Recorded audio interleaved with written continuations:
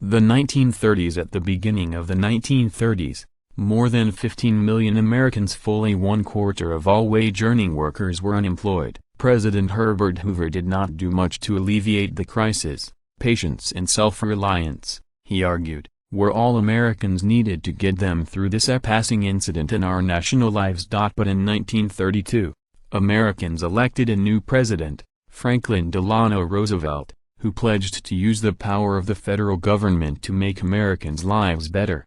Over the next 9 years, Roosevelt's New Deal created a new role for government in American life. Though the New Deal alone did not end the Depression, it did provide an unprecedented safety net to millions of suffering Americans. Contents the Great Depression. A New Deal for the American people. The first 100 days. American culture during the 1930s. The Second New Deal. The end of the Depression. The Great Depression. The stock market crash of October 29, 1929, provided a dramatic end to an era of unprecedented, and unprecedentedly lopsided, prosperity. The disaster had been brewing for years. Different historians and economists offered different explanations for the crisis. Some blame the increasingly uneven distribution of wealth and purchasing power in the 1920s, while others blame the decade's agricultural slump or the international instability caused by World War I. In any case, the nation was woefully unprepared for the crash. For the most part,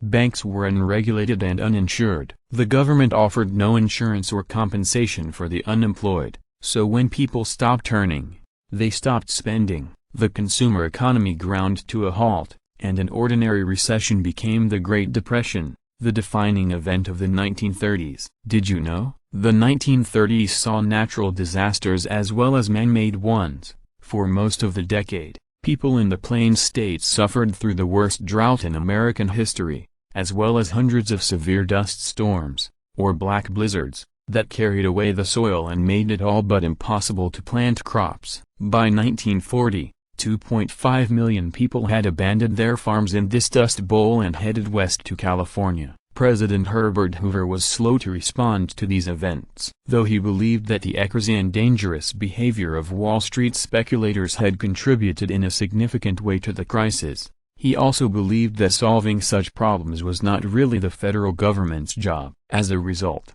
most of the solutions he suggested were voluntary. He asked state governments to undertake public works projects, he asked big companies to keep workers' pay steady, and he asked labor unions to stop demanding raises. Still, the crisis worsened. Between 1930 and 1933, more than 9,000 banks closed in the U.S., taking with them more than $2.5 billion in deposits. Meanwhile, unemployed people did whatever they could, like standing in charity breadlines and selling apples on street corners, to feed their families. A New Deal for the American people. By 1932, many Americans were fed up with Hoover and what Franklin Roosevelt later called his nothing, see nothing, do nothing government. The Democratic presidential candidate, New York Governor Franklin Delano Roosevelt, promised a change, a pledge myself, he said. A New Deal for the American people.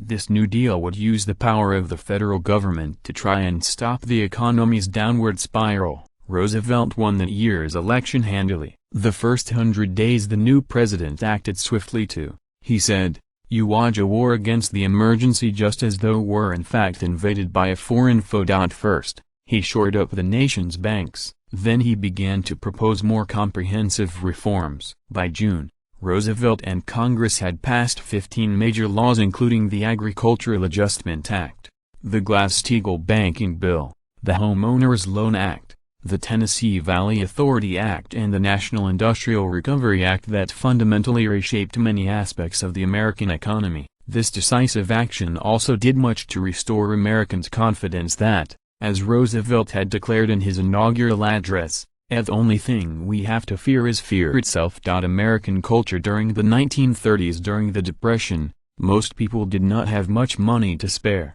However, most people did have radios and listening to the radio was free. The most popular broadcasts were those that distracted listeners from their everyday struggles. Comedy programs like Amos and Andy, soap operas and sporting events. Swing music encouraged people to cast aside their troubles and dance. Band leaders like Benny Goodman and Fletcher Henderson drew crowds of young people to ballrooms and dance halls around the country. And even though money was tight, people kept on going to the movies. Musicals, screwball comedies and hard-boiled gangster pictures likewise offered audiences an escape from the grim realities of life in the 1930s. The Second New Deal. President Roosevelt's early efforts had begun to restore Americans' confidence, but they had not ended the Depression. In the spring of 1935, he launched a second, more aggressive set of federal programs, sometimes called the Second New Deal. The Works Progress Administration provided jobs for unemployed people and built new public works like bridges, post offices, schools, highways and parks. The National Labor Relations Act, 1935, also known as the Wagner Act, gave workers the right to form unions and bargain collectively for higher wages and fairer treatment. The Social Security Act, also 1935, guaranteed pensions to some older Americans, set up a system of unemployment insurance and stipulated that the federal government would help care for dependent children and the disabled. In 1936, while campaigning for a second term, President Roosevelt told a roaring crowd at Madison Square Garden that the forces of organized money are unanimous in their hate for me and I welcome their hatred. He went on, I should like to have it said of my first administration that in it the forces of selfishness and of lust for power met their match, and I should like to have it said of my second administration that in it these forces have met their master. He won the election by a landslide. Still,